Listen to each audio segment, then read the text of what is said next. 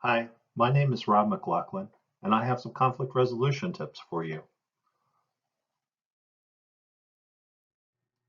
So, there are some basic communication skills that will help in conflict resolution. And the first of these is being an active listener. What does that mean? Well, it means being present. You want to listen to the other person in a deep way so that you can come to understand what they're trying to express and what is beneath the surface really bothering them. That is not possible when, while they are talking, you are really, in effect, thinking of what you're going to say in response or how you're going to defend your position. So you need to suspend that. There's going to be time for you to say what you want to say. So take the moment to give it to them, be present with them fully, and listen to what they're expressing. Another element is that you want to make sure you're using supportive nonverbal behavior. So be mindful of your eye contact. If you're sitting there looking off to the distance, if you're rolling your eyes, facial expressions are important, gestures you may make, whether you're slightly, if you're sitting in a chair upright, leaning forward versus leaning back and slouched. These things send nonverbal messages, and they're going to be important to how the other person is perceiving your level of engagement. So be present. Try to put yourself in the shoes of that other person as they speak. Listen deeply. Listen for content such as the issues, the complained about behaviors, the feelings they're expressing, uh, blame, assumptions, effects, interest, needs. All these elements are going to be important. So as they're speaking, you want to listen for these elements and try to begin to understand how they're interconnecting. What you do not want to do is interrupt. Don't offer advice. Don't jump in and try to solve it. Don't bring up your own experience. Give them that space and time to express themselves. After the other person has finished speaking, well, then you can ask questions to clarify. You can restate or paraphrase your understanding of what they expressed. And when you paraphrase, there's going to be something that naturally occurs. They're automatically going to, whether it's by nodding their head or verbally saying so, they'll agree with you. Yeah, you got it. Or, well, almost, but you missed this part. And then they'll add on because they're going to want you to have that part that you missed. Or they're going to say, you don't understand at all. So just by that paraphrase, they're going to direct you and help you get clarity on how deeply you're understanding what they're expressing. The other element then is being a congruent sender. So this is about when you're talking, you have to take accountability basically for this whole communication process.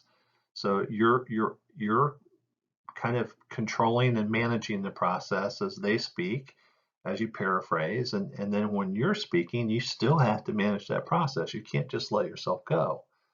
So you want to reflect for a second. It's okay to take a few seconds before you speak and think about what you want to say.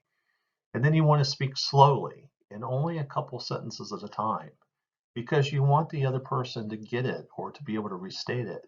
And if you start talking like this and you're going on, and there's this piece over here and this piece up there, and you never listen to me over here, and this happened, and then what about this other time? It's too much. They can't take that in.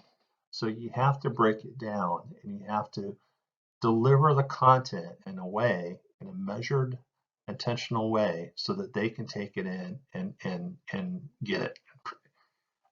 Monitor your tone and speak for yourself. Don't be speaking for other people. And a part of that is using I statements. When you use the term "you," it sounds like you're pointing the finger.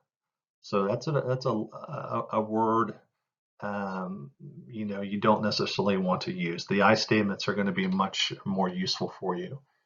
And then the same with the question why. Why did you do this or why did you want that? Sounds accusatory. So you might find that instead of using why, you can use a different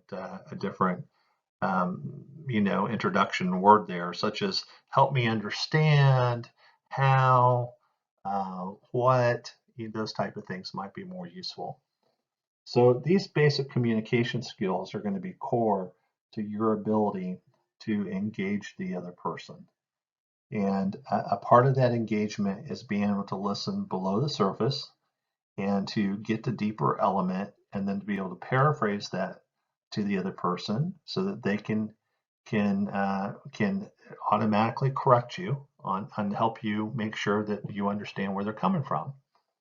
When you can accomplish that, and when you can speak your own elements in the same way, then what you have present is you've got the underlying interests and needs from both parties. You've got the deeper content that's being surfaced, the more important, relevant, and impactful content from each person that is being expressed. And it's that content, not the superficial stuff. It's that deeper content from each that you're going to begin to take a hold of and kind of think in terms of how do we begin to solve for this. You don't solve at the superficial blame and complaint level. You listen, you communicate, you ask open questions, and you clarify, you paraphrase, and then you share your content, and then you begin to engage at a level to where you're both working side by side, no longer in opposition, but how can we solve this so that you get what you want and I get what I want? Now you're partners in the resolution process. It takes some time. It's another area that takes some, as any skill, practice. Work with it, practice it. I will tell you that if you're playing with this a little bit at home, if you're practicing with someone in your household, a partner, for example, and you're paraphrasing, they're going to look at you really odd because we don't typically do that. So that might be a good experiment to try. Just when normal conversation, your significant other says something to you, you might want to paraphrase that back just to see how they respond and just to get a sense of how some of this works. Again, it's a skill. So develop it, play with it, experience it, and then put it to work.